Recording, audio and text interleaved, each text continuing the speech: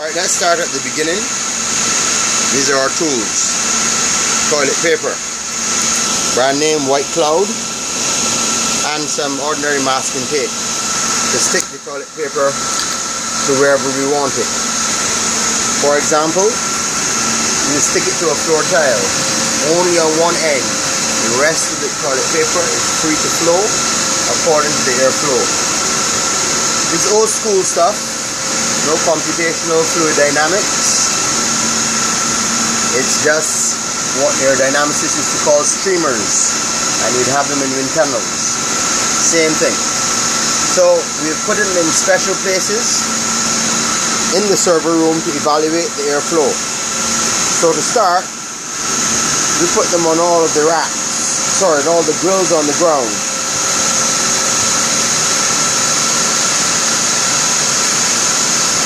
All the way down the aisle. As you can see, they're pretty much stuck to the tiles, stuck to the grills.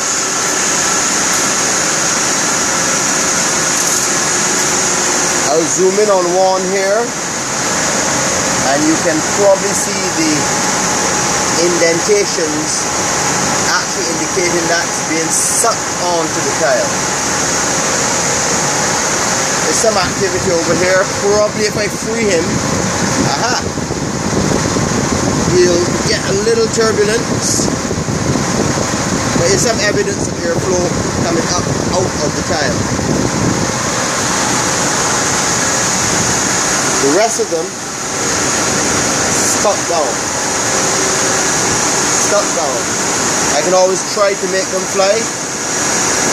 Go up in the air, and after they get out of the influence of a turbulence, stuck back onto the tile, stuck back onto the grill.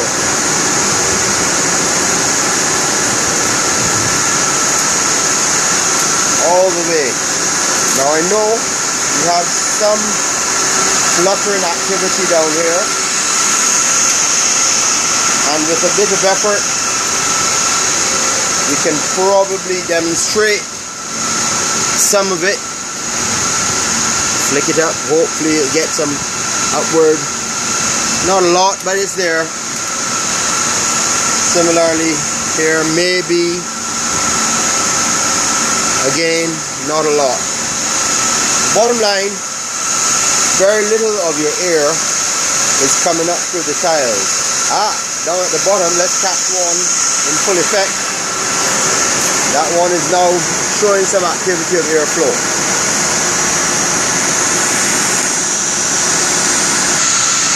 So it's gone behind the right hand racks, R15 down to R1, I guess. So that toilet paper is flowing, that's showing some airflow coming out of a rack. We place some toilet paper on the return air ducts. So again, that's there. Introduce it into the area where it might get caught by the wind, and it's pulled up. There's some airflow going through.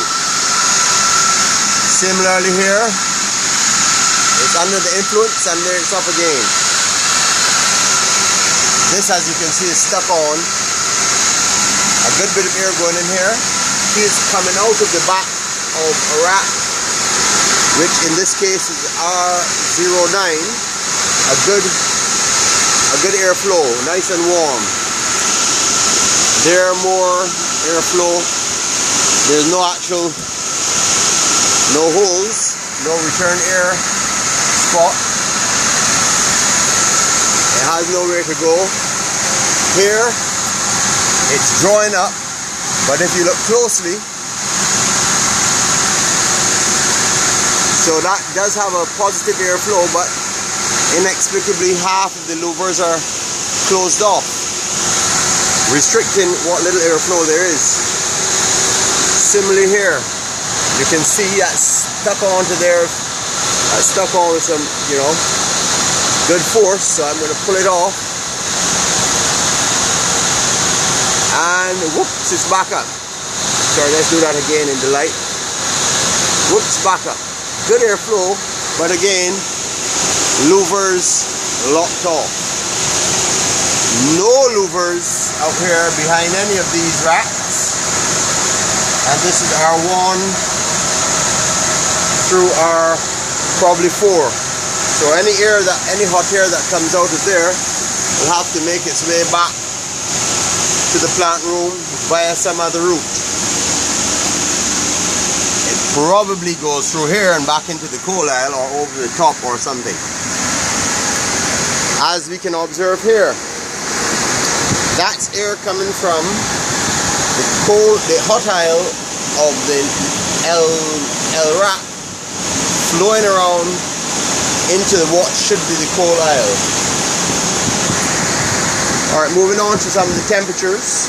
I'll just have a peep around the back of the left hand racks, and you'll see pretty much the same thing.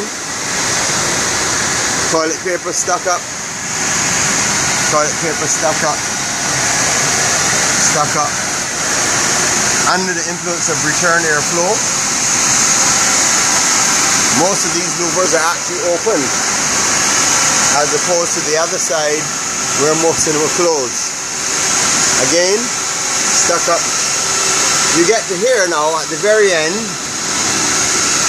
nothing. I've put this in the influence of that, close to that, nothing to bring it up. Very little airflow, getting suction at the very end of the L rack, up by L14 and 15. Down by L16, well, there's absolutely nothing.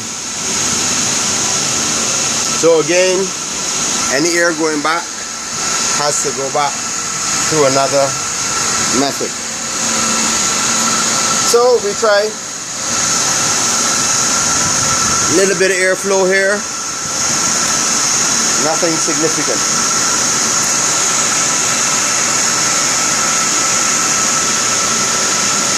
A quick peep at the temperature that Mr. X-Tex instrumentation is detecting. It has a max min and a dew point and a temperature of 12.4 degrees C, 43%, and a humidity alarm which doesn't appear to be alarmed. It's not connected to anything, so presumably it makes a noise. Not that anybody would hear it if they're not standing right by it. But there you are, 12.4 degrees Celsius, and I'll try and convert that a little later on. Okay, we're coming back to L1, the first tile. We just read 12.4 degrees Celsius at a thermometer in the back. Here is the temperature, the duct temperature of the air coming out of your two crack units. That's 46.7 degrees Fahrenheit. Now I can try and swap that over. That's 8.2 degrees, if you can see it, Celsius. I'm old school, so I'm going to go back to Fahrenheit. But just so you know, 8.1 degrees centigrade Celsius, 46, give or take, degrees Fahrenheit.